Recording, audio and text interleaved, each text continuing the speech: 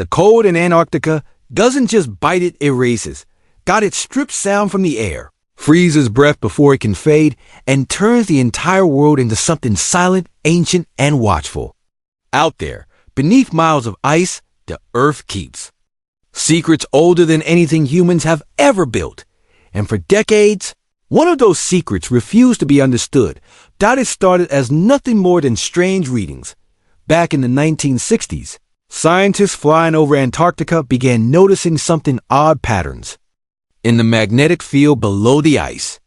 Not random noise, not natural variation. These were clean, repeating stripes of magnetic highs and lows stretching across vast distances. At first, no one panicked. Magnetic anomalies weren't new. They'd been seen on ocean floors before, tied to seafloor spreading and plate tectonics. But Antarctica was different. This wasn't ocean crust. It was supposed to be ancient, stable continental land buried beneath ice. So why did it look broken? Teams began mapping it.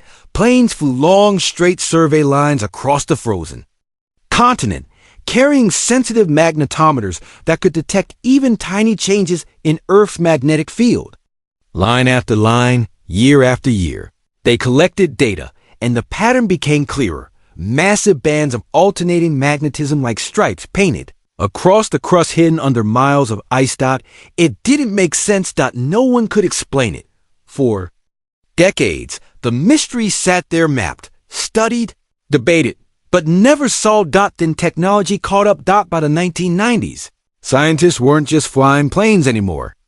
They were using satellites, sea-based sensors, and advanced computational models to combine millions of data points into the first complete magnetic map of Antarctica. And what they saw only deepened the mystery. The eastern part of the continent, oldest and supposedly most stable, was filled with these anomalies. But they weren't random. They were organized, almost like scars. Scars left behind by something violent. Something ancient. But what? That question would take scientists into one of the most extreme environments on Earth. Because mapping the surface wasn't enough anymore. They needed to go deeper. Much deeper. The problem was, Antarctica doesn't give up its secrets easily. The ice sheet covering much of the continent isn't just thick, it's massive. In some places, it stretches more than a mile deep. It moves slowly, grinding rock beneath it, burying valleys, reshaping the land over millions of years. Everything underneath is hidden, untouched, locked away. So if scientists wanted answers, they had to break through. Drilling through Antarctic ice isn't like drilling anywhere else on Earth. The cold alone is enough to destroy equipment. Temperatures drop so low that metal becomes brittle, fluids freeze, and even small mistakes can end entire missions. But they tried anyway. Teams from around the world came together, engineers, geologists, physicists, all focused on one goal: reach the rock beneath the ice. The drilling process took time. Days turned into weeks, weeks into months. Slowly, carefully, they pushed downward through layers of compressed snow, ancient ice, and frozen time itself. Every foot mattered. Every meter was a step closer to something no human had ever seen.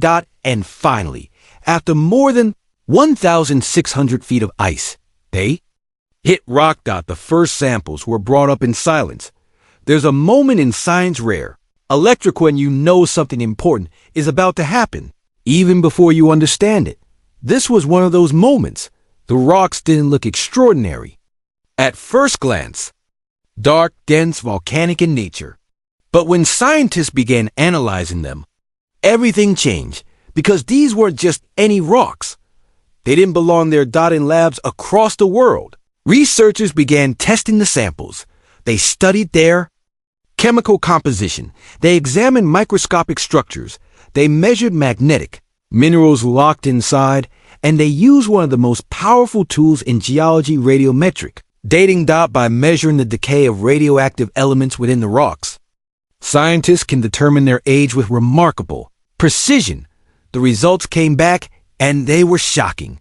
These rocks were incredibly old, hundreds of millions, even over 1 billion years. But more importantly, They weren't formed in Antarctica. That shouldn't be possible. Rocks don't just appear in the wrong place. Continents don't mix randomly. Or at least, that's what scientists used to think. As the analysis continued, a new picture began to emerge.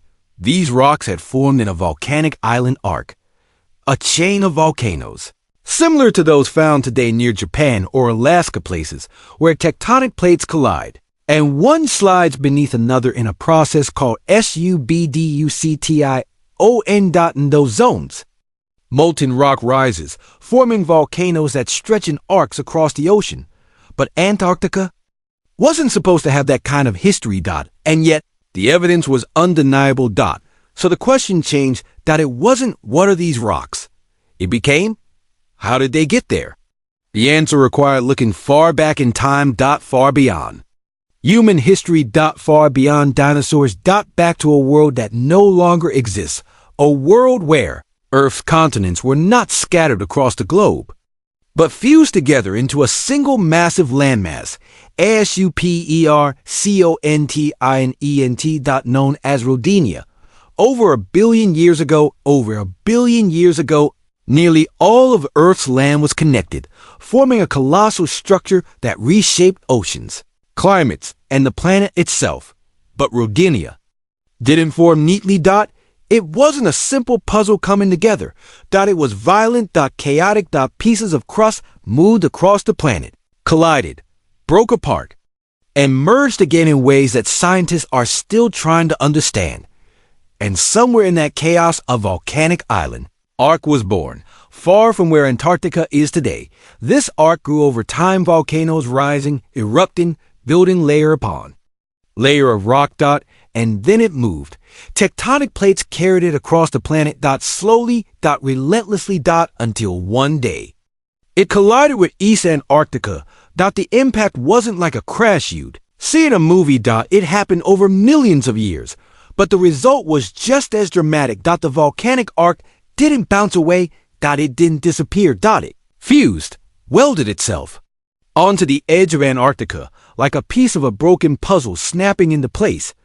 And when it did, it left a mark, a magnetic signature, because of something remarkable about molten rock.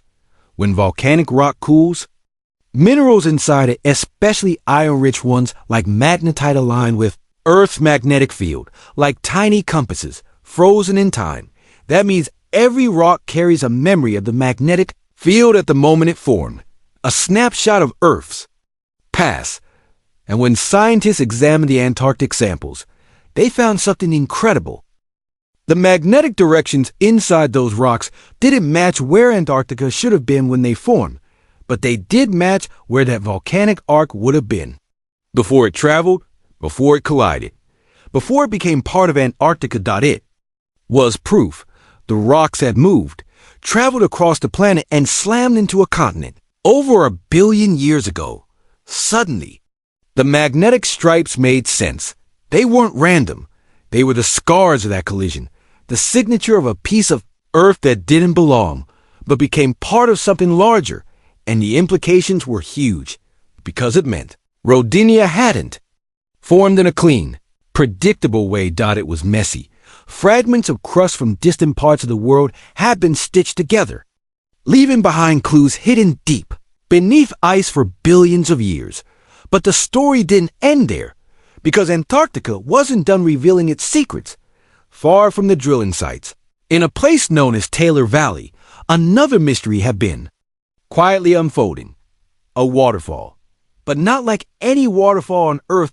This one flowed red. Deep, blood-like crimson, pouring out of a glacier. For years, scientists were baffled. Why would water in one of the coldest places on Earth flow at all? And why? Was it red?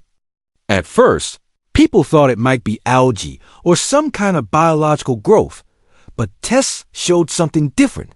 The water wasn't just liquid, it was brine, extremely salty. So salty that it refused to freeze, even in sub-zero temperatures. And it came from deep beneath the glacier. Hidden, trapped, ancient. Then, in 2018, something unusual happened. Cameras captured the glacier shifting, subtly, But noticeably, the surface dropped slightly. At the exact same moment. The red water began to flow. Scientists watching the data realized what they were seeing. Pressure beneath the glacier. Water had been building up for thousands, maybe millions of years. The weight of the ice above compressed it, forcing it into cracks and channels deep below. Until finally something gave. Something gave. Pathway opened. And the trapped liquid surged upward, escaping like a release valve. That's what blood falls really is. Not a constant stream, but a pulse, a controlled release of pressure from deep within the ice. And the color? That turned out to be surprisingly simple. The water carries dissolved iron from rocks below. When it reaches the surface and meets oxygen in the air, it rusts, turning bright red, like metal exposed to rain. But what made the discovery truly extraordinary wasn't just the color or the flow.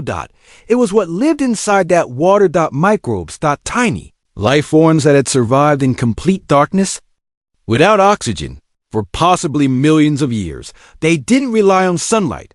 They didn't breathe like we do. Instead, they fed on iron and sulfur using chemical reactions to survive in an environment that should have been completely lifeless. It changed how scientists thought about life itself, because if life could exist there, it could exist anywhere, even beyond Earth. Places like Jupiter's moon Europa or Saturn's moon. Enceladus, both believed to have oceans hidden beneath thick ice shells. Suddenly, Antarctica wasn't just a frozen desert. It was a window into Earth's past and possibly the universe's future. And then came another discovery, a place called Lake Enigma. At first, it seemed ordinary, just another frozen lake locked beneath ice. Scientists assumed it was solid all the way through. But when they drilled down and sent cameras beneath the surface, they found water. Liquid. About 40 feet deep, hidden beneath the ice.